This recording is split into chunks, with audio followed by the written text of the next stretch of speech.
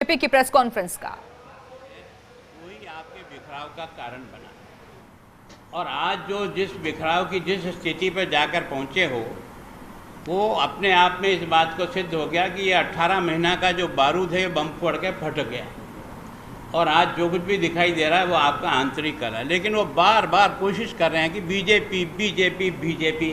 मुझे बता दें इसमें से हम कहाँ हैं भाई? आपको मुख्यमंत्री बनाने के लिए हम दिल्ली आए थे क्या?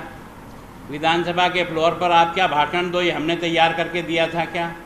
और अभी जिस प्रकार से एक दूसरे के ऊपर हमला कर रहे हैं और जिस हल्केपन पे जा रहे हैं, मुझे बहुत अफसोस है कि राजस्थान के मुख्यमंत्री को मैंने पहली बार ऐसी बार में सुना कि जिनके साथ इतने समय तक काम करके जिस पार्टी को स्ट्रेंथन दे रहे थे, आज वो बच्चा हो गया। मैं जब राजनीति में आया तब उसकी उम्र 3 साल थी। अच्छे कपड़े पहनने, अच्छी अंग्रेजी बोल देने से मैं सोचता हूँ ये हल्केपन की पराकाष्ठा है। केवल और केवल ये महीने 1.5 महीने में इतना खराब हो गया क्या?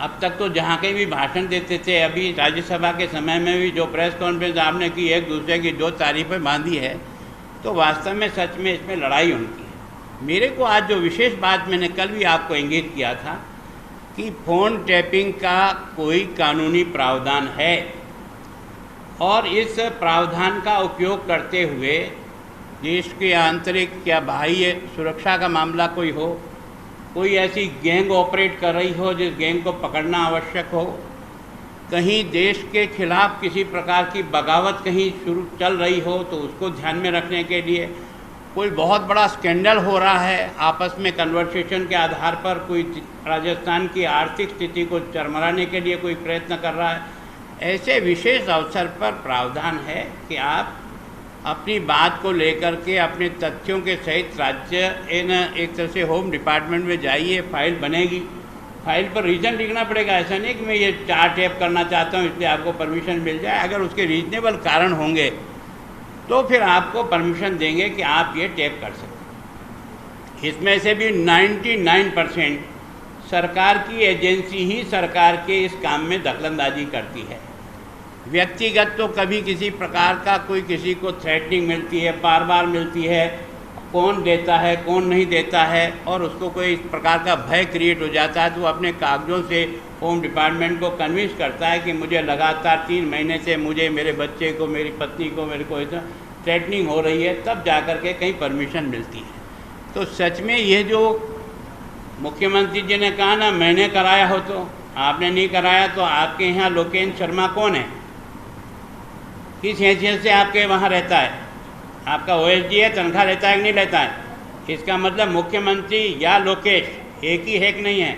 और आपने ये टैपिंग किस अधिकार से किया है? क्या होम डिपार्टमेंट ने आपको ये परमिशन दी थी कि आप इन टैपिंग को करो, या आपको ये अधिकार है?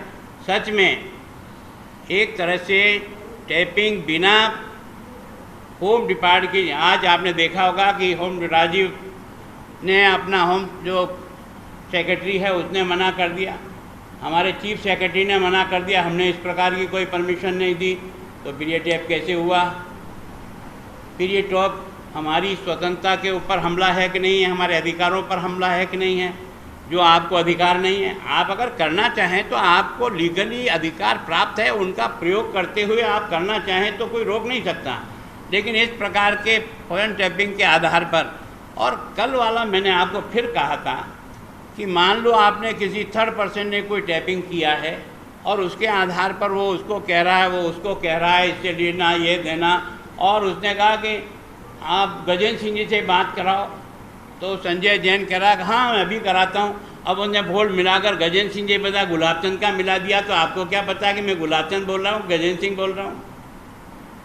और मान लो ये तो उसका भला भाग्य, मैं उसका बहुत शुक्रिया हूँ, उसने बहुत अच्छा किया कि उसने गजेंद्र सिंह ने तो खट के था गुलाबचंद कटारे से बात कराता हूँ, और उस बात के आधार पर मुझे आप लंबा कर देते।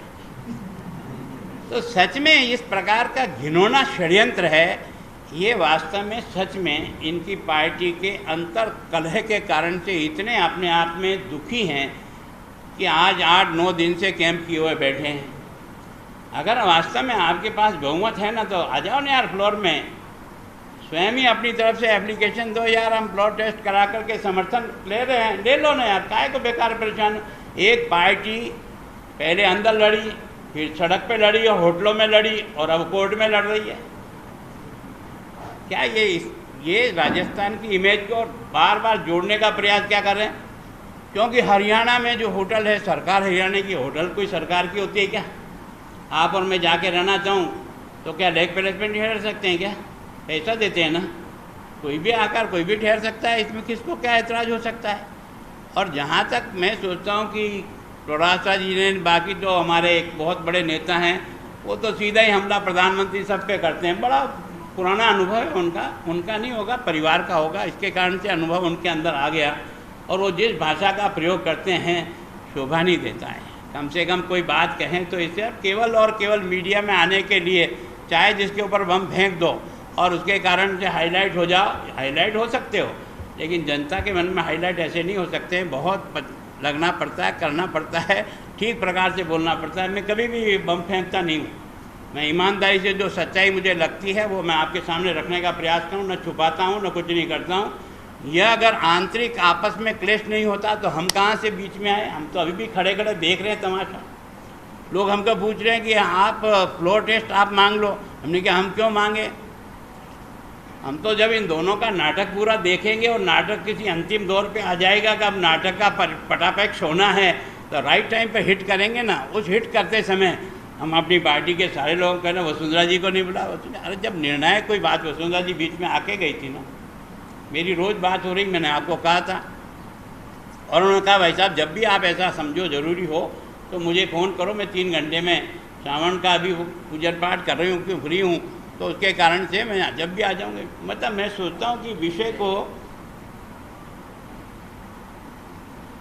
मैं सोचता हूँ आज उन्होंने आपको भी कोई मीडिया के सामने भी आई है, जैसा मैंने भी देखा है, तो मैं सोचता हूँ इन बातों से कोई लेना देना नहीं है। विशेष करके मैं आग्रहपूर्वक आपके माध्यम से पहुँचाना चाहता हूँ कि किसी का भी बिना अधिकार के फ़ोन टैपिंग, ये उसकी स्वयं के नागरिक के अधिकारों का हनन है, दुरुपयोग है, जो कानून किसी को भी अलाउ नहीं करता है।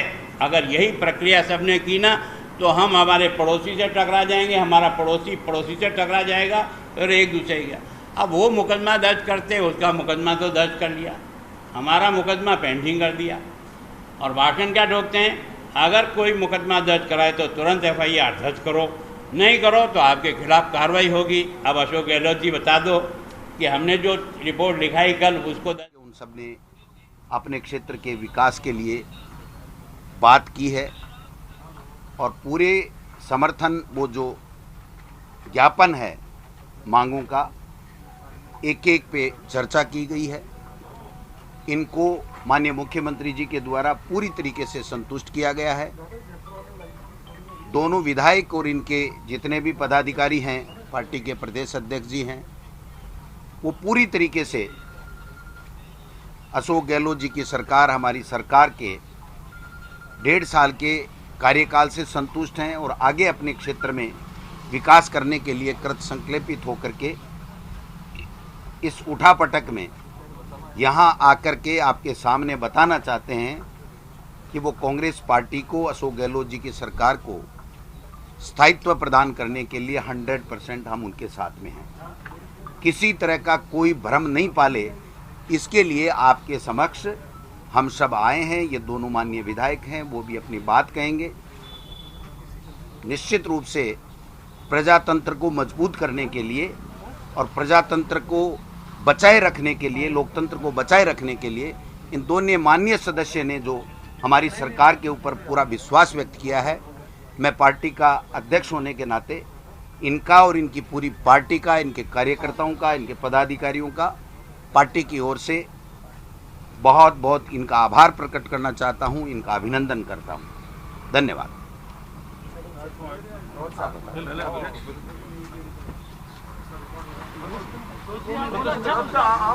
आप पहले दोनों बोल दो, फिर प्रदेश अध्यक्ष जी का। आप सभी को नमस्ते, जय जोहार। आज ये राजस्थान में जो उठापटक हो रहा है, तो हमारी तरफ से भी एक समय बयान आया था कि हम स्टैंड रहेंगे, किसी के साथ नहीं जाएंगे। हमारे पार्टी के जो राष्ट्रीय अध्यक्ष हैं, उन्होंने भी व्हीप जारी किया था कि किसी गुट में नहीं जाए, किसी संगठन के साथ नहीं जाए। इसके बाद आप सवाल करोगे ही सी, तो मैं पहले ही बता दूं कि मेरे साथ एक जो घटना हुई थी, तो ये मैं मेरे जो विधायक का जो मेरा क्वार्टर है, उस क्वार्टर से मैं मेरे विधानसभा क्षेत्र जा रहा था, तो पुलिस प्रशासन के कुछ कार्मिकों द्वारा, अब पता नहीं उनके दिमाग में क्या हो गया था, क्या नहीं हो गया था, अब बता रहे हैं कि गलतफहमी हो गई थी। हमने भी मान लिया और मैं विधानसभा क्षेत्र गया, और इसके बाद हमने किसी प्रकार का किसी संगठन, मतलब 2 गुट बने कांग्रेस में, किसी गुट को कोई समर्थन नहीं दिया था, न किसी पार्टी को कोई समर्थन दिया था। हमारे पार्टी के जो राष्ट्रीय कार्यकारिणी के जो पदाधिकारी हैं, स्टेट कार्यकारिणी के जो पदाधिकारी, हमारे प्रदेश अध्यक्ष हैं, सभी ने मिलके हमारी जो डिमांड थी, हमारे जो बीटीपी की तरफ से 2 विधायक चुन के आए, उस समय से लेकर राज्यसभा में भी हमने समर्थन दिया कुछ शर्तों के साथ और उन्हीं डिमांडों के साथ, क्योंकि सरकार ने उन डिमांडों को मानने में थोड़ी मतलब कमी रखी। तो सरकार, हमारी जो 3 से 4 बार बैठक हुई, सीएम साहब से भी ये तीसरी चौथी बैठक है, और सीएम साहब ने एग्री किया कि आपकी जो डिमांड है उन डिमांड को हम पूरी कर लेंगे, और हमारी जो मांग है उस मांग के साथ हमने, पार्टी ने जो फैसला लिया उस पार्टी के फैसले के साथ है हम आज, और सीएम साहब के साथ है और सरकार के साथ है पूरा, और पूरा विश्वास है उनको हम पे भी। आपके तो आवाज के बाद भी वो एक मिनट, एक एमएलए साहब और बोलते, फिर आप हम साहब।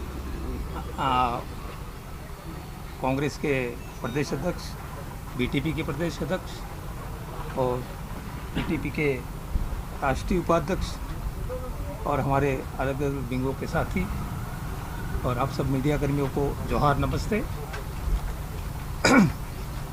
वैसे हम शुरुआत से ही हमारा तो स्पष्ट, जब से हम सीएम साहब को मिले थे उस वक्त ही हमारा स्टैंड था, लेकिन कुछ गलतफहमियां हमारे बीच में और हमारे हाईकमान के बीच में ऐसा उत्पन्न हुआ था, लेकिन उनके साथ में बातचीत में फिर वापस उन्होंने भी जारी किया। लेकिन सवाल ये है कि ये जो भारतीय जनता पार्टी के द्वारा चुनी हुई सरकार को अस्थिर करने की कोशिश की, और उनको जिस तरह से आज मध्य प्रदेश के बाद में सरकार पूरी जिस ताकत के साथ में चुनी हुई सरकार को गिराना चाहती है, तो हम हमेशा शुरुआत से इसके खिलाफ थे कि चुनी हुई जो सरकार है उसको जनता ने बहुमत दिया है, वो उसको 5 साल का दिया तो वो 5 साल चलनी चाहिए।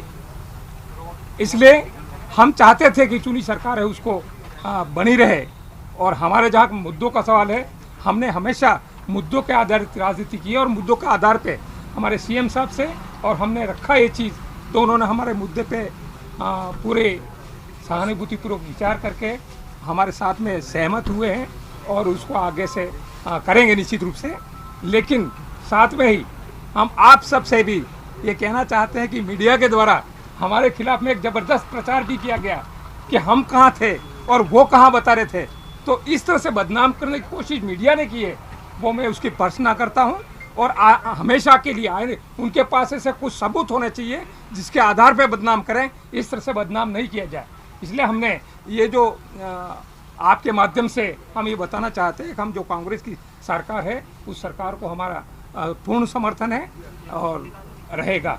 यानी आप लोकतंत्र बचाने की बिल्कुल बिल्कुल। एक मिनट, प्रदेश अध्यक्ष जी और बोलते हैं, फिर आप। अरे मीडिया पे क्यों आरोप लगा रहे हाँ, मीडिया पे बता रहे हैं।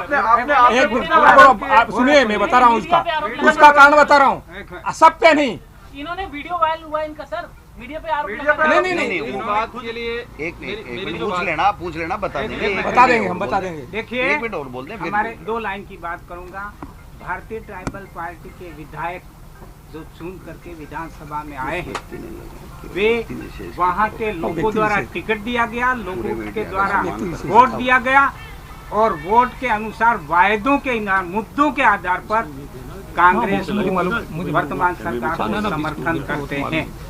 ये है और मैं और माननीय गहलोत साहब ने हमारी चर्चा हुई, उन्होंने आश्वस्त किया है कि 17 मुद्दे जो हमने पेश किए हैं उसके लिए हमारी नियमित मीटिंगें होगी और हम सहयोग करेंगे और लोगों के काम के लिए पूरा उपयोग करने के लिए, लोगों के जो मांग है, आशा है, उसको पूरा करने के लिए हम आशा करते हैं कि गहलोत साहब आदिवासियों की आवाज की मांग है। धन्यवाद। एक मिनट, आप- सुनो, सुनो। आप पूछ लीजिए, एक एक पूछ लीजिए। राजकुमार जी, मैं खुद आपके घर पे आया था, हाँ, बिल्कुल। मुझे पुलिस ने रोका था आपसे मिलने। हाँ, मेरी बिल्कुल। बात सुनो, मेरे पास वीडियो। हाँ बिल्कुल।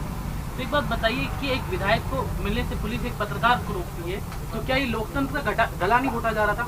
और आप अब उन पुलिस वालों को बर्खास्त करने की मांग नहीं करेंगे?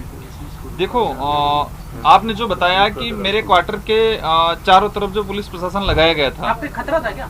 देखो मैंने तो आज तक ऐसा कहीं फील नहीं हुआ कि मुझे कोई खतरा है, लेकिन पुलिस प्रशासन के ही देखो कई चीजें हैं, ठीक है कि तो लग रहा था कि कहीं न कहीं खतरा हो सकता है, ठीक है, किसी प्रकार का कहीं, क्योंकि राजस्थान में इतना उठा पटक हो रहा है, कुछ लोग यहाँ से दिल्ली चले गए हैं, कुछ लोग हरियाणा चले गए हैं, किसी को जबरदस्ती ले जा गया है, कोई कह रहा है जबरदस्ती बांध रखा है। तो इस तरह की जो बातें हो रही है, तो मेरे साथ, और आप सभी को मैं धन्यवाद देना चाहता हूँ, पूरी मीडिया को मैं धन्यवाद देना चाहता हूँ, इसलिए क्योंकि मेरी आवाज़ जो थी, मेरे साथ जो घटना हुई, उस घटना में आप सभी ने जो साथ दिया, कि मेरे साथ जो पुलिस प्रशासन के द्वारा जबरदस्ती रोका गया और रोक के जो चाबी निकाली गई, तो पुलिस प्रशासन बता रहा है कि हमसे कुछ गलतफहमी हो गई। अब उस बात में मैं नहीं जाना चाहता, लेकिन आप सभी को मैं धन्यवाद देना चाहता हूँ, क्योंकि आपने मुझे सहयोग किया।